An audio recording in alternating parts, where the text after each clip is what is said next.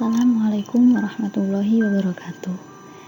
Saya Maya Kholida akan mempresentasikan mata kuliah Aswaja dengan judul Tasawuf dan Akhlak Aswaja dengan dosen pengampu Bapak Muhammad Syafiuddin Sobirin MPDI.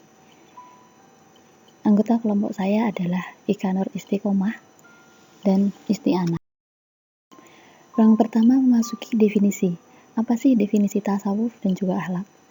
Yang pertama, tasawuf yakni upaya untuk mensucikan jiwa sesuci mungkin dalam upaya mendekatkan diri kepada Allah. Kemudian, akhlak. Akhlak yaitu sifat atau perangai manusia secara universal, baik atau buruk, yang bersumber dari sikap, batin, dan jiwa manusia itu sendiri. Jadi, akhlak adalah tingkah laku manusia, baik atau buruk, yang semuanya itu bersumber dari batin dan jiwa manusia itu masing-masing, sehingga dengan akhlak bisa dibedakan antara manusia dengan. Kemudian para ahli itu berbeda pendapat di dalam menafsiri tasawuf. Yang pertama, menurut Imam Junaid Al-Badan, tasawuf adalah menyelamatkan hati dari sifat yang menyamai binatang dan melepaskan akhlak yang fitri, mengalahkan sifat basyari, yakni sifat-sifat kemanusiaan, memberikan tempat bagi sifat-sifat kerohanian, berpegang pada ilmu, mengamalkan, memberi nasihat kepada umat, benar-benar menepati janji Allah dan mengikuti syariat Rasulullah. Sedangkan menurut Imam Zakaria Al-Ansori, tasawuf adalah cara untuk mensucikan diri, meningkatkan akhlak, dan mengembangkan jasmani, juga membantu untuk mencapai kehidupan abadi. Selanjutnya, tasawuf ini sering diartikan sebagai ilmu mengenai tahapan-tahapan menuju puncak pengenalan terhadap Allah Subhanahu wa Ta'ala, yang mana tahapan itu dibagi dalam 3 bagian, yakni thariqat, hakikat, dan ma'rifat. Pada saat berkembangnya tasawuf dulu, diperkenalkan konsep ittihad, hulul, wahdatul wujud, serta wahdatul mutlaqah. Akan tetapi, hal tersebut ditolak oleh Imam Abu Hasan Al-Asy'ari yang didukung oleh para tokoh tasawuf Sunni, yakni Imam Ghazali dan Imam Qushairi, karena hal itu dianggap tidak sesuai. Sedangkan menurut Imam Qushairi dan Imam Ghazali, tasawuf merupakan upaya sungguh-sungguh dalam rangka mendekatkan diri kepada Allah sedekat mungkin melalui sikap zuhud, yakni sikap menjauhi cinta dunia karena dia sadar bahwa semua yang ada di dunia ini tidaklah akan abadi. Kemudian dengan cara melakukan ketekunan ibadah dan latihan rohani.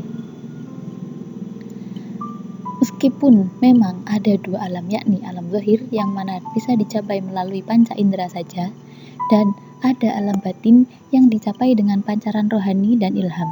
Akan tetapi, hal itu tidak melalui proses ittihad, hulul, ataupun wahdatul wujud, namun melalui proses terbukanya tirai hijab ghaib dan terbukanya kemampuan untuk melihat keagungan ilahiyah. Sedangkan yang dimaksud terbukanya tirai hijab ghaib di sini adalah suatu pengetahuan atau perasaan tertentu atau kemampuan yang dimiliki oleh seseorang yang sudah mampu melepaskan diri dari pengaruh duniawi atau godaan materi, sehingga orang tersebut tidak akan tertarik dengan kemewahan-kemewahan yang ada di dunia dan isinya, serta berperilaku terpuji. Kemudian memasuki akhlak aswaja. Sesuai dengan definisi akhlak yang telah dijelaskan di atas, yang mana akhlak adalah sifat atau perangai manusia secara universal, baik atau buruk, yang bersumber dari sikap dan batin manusia itu. Sehingga akhlak bagi umat Islam merupakan masalah yang pokok dalam agama, sebab menjadi standar umat Islam dalam bertindak, baik kepada Allah maupun kepada sesama manusia, bahkan juga lingkungan sekitar. Agama Islam telah menjelaskan konsep yang utuh tentang akhlak melalui Al-Quran dan hadis Nabi Muhammad. Karenanya, menurut paham Ahlu Sunnah wal Jamaah, sumber ajaran akhlak adalah akhlak Rasulullah, sehingga menjadi keharusan bagi umat untuk meneladani kebenaran serta akhlak-akhlak yang telah dicontohkan oleh Rasul. Sekarang pondasi akhlak Ahlu Sunnah wal Jamaah itu ada 4, yang mana keempat ini juga menjadi watak dan sikap Ahlu Sunnah wal Jamaah serta menjadi landasan untuk berperilaku. Yang pertama yaitu tawasud, yakni sikap tengah atau tidak cenderung terhadap suatu hal. Dengan hal ini, prinsip aswaja tidak menyukai kekerasan dan selalu menegakkan keadilan. Selanjutnya yang kedua adalah tasamuh. Tasamuh yakni bersikap toleran terhadap perbedaan pandangan sehingga bisa saling menghargai terhadap lainnya. Kemudian amar ma'ruf nahi mungkar, yakni selalu memiliki kepekaan untuk saling mengajak kepada perbuatan baik dan mencegah terhadap perbuatan buruk. Yang terakhir ada tawazun, yakni bersikap seimbang baik dalam urusan terhadap Allah atau sesama manusia dan juga seimbang dalam hal akhirat maupun hal dunia. Cukup sekian dan inilah presentasi dari saya. Terima kasih dan semoga bermanfaat. Wassalamualaikum warahmatullahi wabarakatuh.